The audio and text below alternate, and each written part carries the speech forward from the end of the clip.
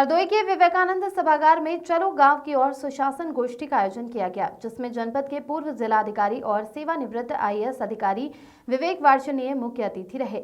उन्होंने जिलाधिकारी मंगला प्रसाद सिंह और उनकी टीम की सराहना करते हुए कहा कि हरदोई में अधिकारियों के बीच बेहतर समन्वय है, जिससे जनहित में उत्कृष्ट कार्य हो रहे हैं। जिलाधिकारी ने अतिथियों का स्वागत करते हुए कहा कि सुशासन सप्ताह का मुख्य उद्देश्य योजनाओं का लाभ गरीब तबके तक पहुंचाना है। उन्होंने अधिकारियों से आह्वान किया कि लोगों की परेशानियों को दूर करने और न्याय दिलाने के लिए सकारात्मक दृष्टिकोण के साथ कार्य करें। उन्होंने आयुष्मान भारत योजना और जननी सुरक्षा योजना की सफलता को सुशासन का उत्कृष्ट उदाहरण बताया। साथ ही गंगा एक्सप्रेसवे और रिंग रोड निर्माण जैसे प्रगतिशील कार्यों पर चर्चा की।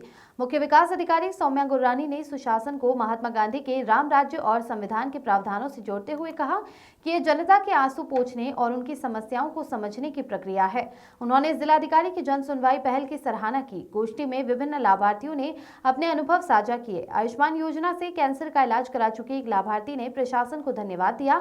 प्रधानमंत्री आवास योजना की एक लाभार्थी ने कहा कि पहले झोपड़ी में रहने की से समस्या होती थी, लेकिन अब उन्हें सुरक्षित छत मिली है। स्वयं सहायता समूह की उषा शर्मा और अन्य महिलाओं ने आर्थिक आत्मनिर्भरता की ओर अपने सफर की चर्चा की। किसानों ने गो आधारित खेती और मोटे अनाज उत्पादन की प्रगति पर बात की।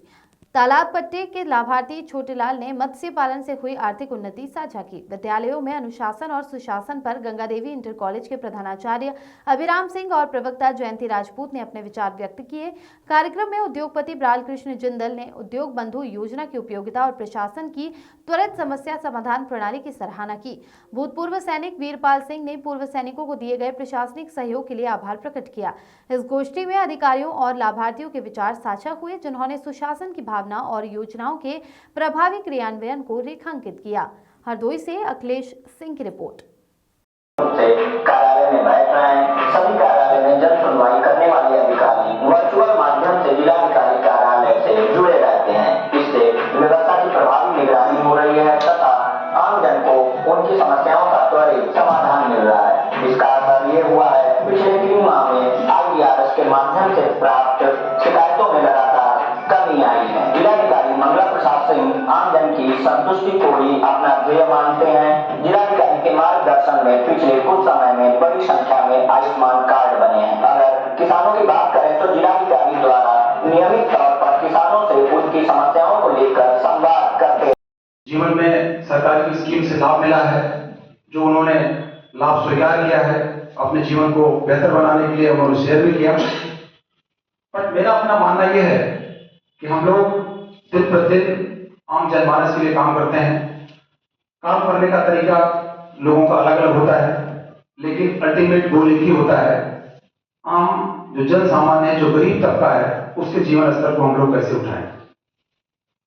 आज उत्तर प्रदेश सरकार की ओर से और भारत सरकार की तरफ से समाज का कोई भी ऐसा क्षेत्र नहीं है, समाज का ऐसा कोई समुदाय नहीं है, कोई ऐसा वर्ग नहीं है जिसके उत्थान के लिए कोई न कोई स्कीम्स न बनी हो।